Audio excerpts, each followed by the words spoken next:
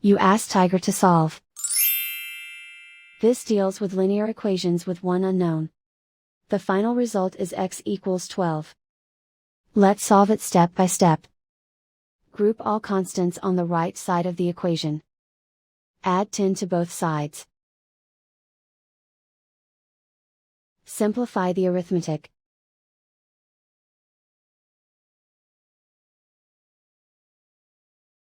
Isolate the x. Divide both sides by 3. Simplify the fraction. Find the greatest common factor of the numerator and denominator.